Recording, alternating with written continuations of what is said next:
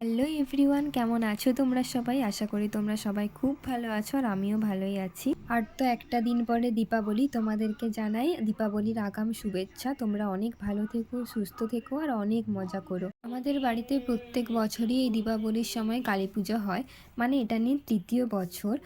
তো সেই জন্যই আমরা এসেছিলাম একটু কেনাকাটা করতে। আমি ছিলাম কলকাতাতেই, এসে একটু রেস্ট না নিয়ে চলে এসেছিলাম একটু বাজার করতে, যেহেতু আর একটা দিন আমাদের হাতে সময় আছে আর অনেকটা কাজ এখনও বাকি আছে। সেই জন্য একদমই টাইম ওয়েস্ট না করে চলে এসেছিলাম। আর এটা হলো দশকর্মা দোকান, এখান থেকে আমরা বেনে বাজারের যে জিনিসপত্র হয় সেগুলো আমরা নিয়ে নিচ্ছিলাম। আর ওগুলো নিয়ে আমরা এখন যাচ্ছিলাম শাড়ি ধুতি যে পুজোয় দিতে হয় সেগুলো নিতে। কিন্তু আমাদের মায়ের শাড়ি আগে থেকেই কেনা হয়ে গিয়েছে, এটা দিয়েও চলে এসেছি। যেখানে আমাদের ঠাকুর আমাদের মাকে আমরা নিতে যাব সেখানে দিয়ে এসেছি। আমরা শুধু পুজোয় নেওয়ার জন্য সেই জন্য কিনতে এসেছি। আর এই দোকানটাতেই আমরা প্রায়ই কিনি। এখানে কি বলো তো, অনেক রকম কালেকশন থাকে, সব রকমের তোমরা পেয়ে যাবে। সেই জন্য প্রায়ই আমরা এখান থেকেই জামা কাপড় সব কিনি।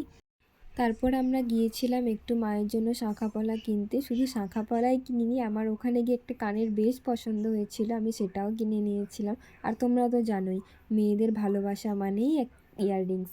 ভিডিওটা এতটাই রাখলাম, তোমরা জানিও কেমন লাগলো আমার ভিডিও। ভালো লাগলে অবশ্যই like comment share and subscribe করে দিও। তোমরা সবাই সুস্থ থেকো, ভালো থেকো। আজকের মতো এতটাই, তোমাদের সাথে দেখা হচ্ছে নেক্সট ব্লগে, ততক্ষণ টাটা।